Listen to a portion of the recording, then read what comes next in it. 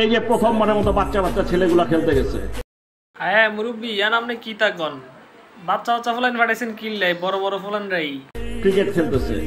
এই যে আমরা সুপার 8-এ উঠলাম, এর আগে তো কখনো পারিনি। মুরব্বী আমরা 2007-এর বিশ্বকাপও সুপার 8-এ উঠছিলাম, ইয়ান বুঝি আপনার মনে নেই? হ্যাঁ, এই যে তানজিদ তামিম বাচ্চা ছেলে, কি সব বাঘা বাঘা বোলার, ভয় পায় না কিন্তু।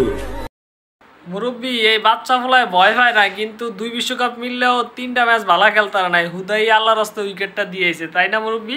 তানজিদ সাকিব বল করতেছে, এটা একটা বাচ্চা ছেলে জীবনের প্রথম খেলতেছে, এইসব দলের প্লেয়ারদের দেখেই নাই, নামই শুনছে খালি।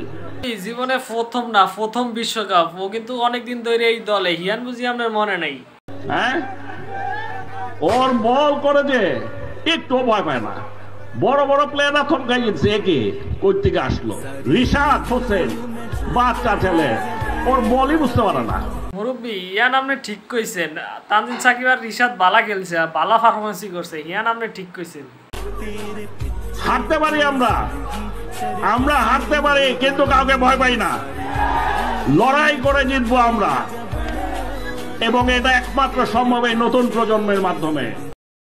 জি মুরব্বী, আমরা এই নতুন প্রজন্মই সব জয় করব, তাই আপনার জায়গাটাও ছাড়েন, তরুণ প্রজন্মের একজনকে এই জায়গাটায় দেন, তাহলে আমরা সব জয় করতে পারব।